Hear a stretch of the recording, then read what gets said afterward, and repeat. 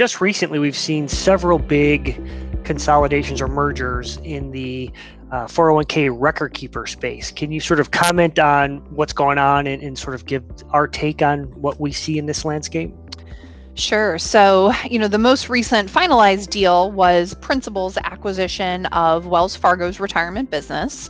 That integration has been underway for what seems like a while now, but I guess in reality has only been maybe 6 to 9 months here.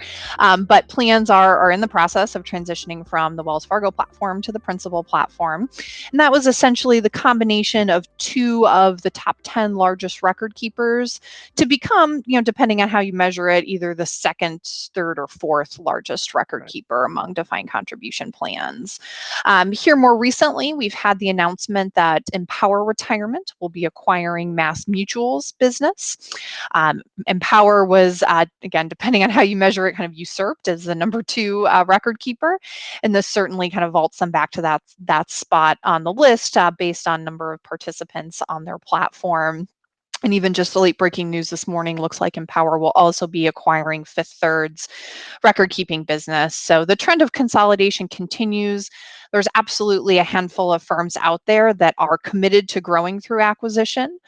Size is definitely a factor within this marketplace. It's both a diverse marketplace as far as number of total providers out there. There are still a few hundred, especially a lot of very small providers. But fair to say, we're going to continue to see consolidation among the top record keepers, and the top 5 or so are likely to continue getting bigger. And what kind of benefits are we seeing accrue from these consolidations?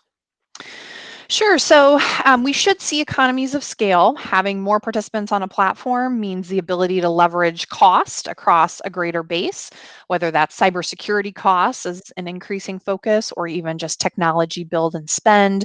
Bringing more features to the broad populations should be a benefit there.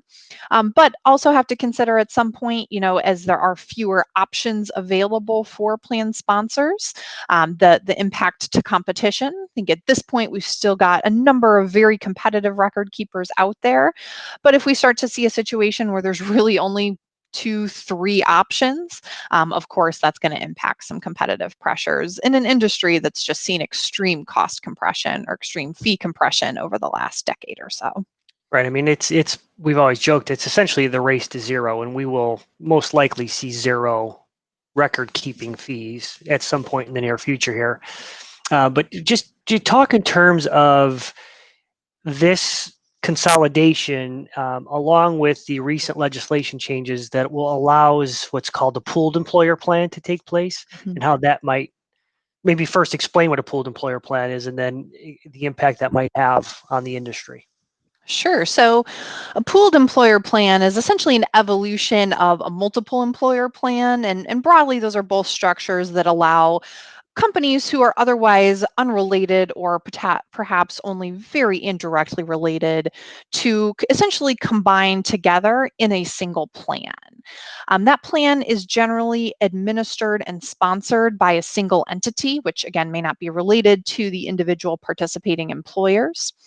And essentially, the companies in that pooled plan are combined on certain areas, especially investments within the program, as well as certain elements of fee structure.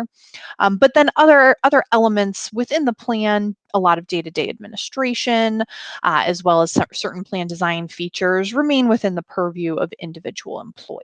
So kind of a hybrid of, on one end of the spectrum, an employer having completely their own plan and doing everything on a standalone basis versus fully turning over the all decisions associated with the plan to a different company.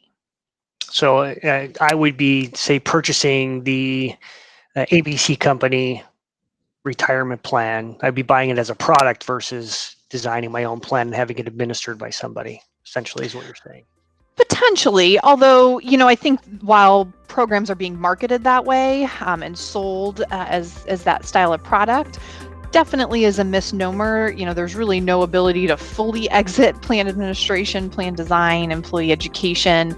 There's always going to need to be a partnership between the plan sponsor or plan provider and the individual company that is offering that benefit.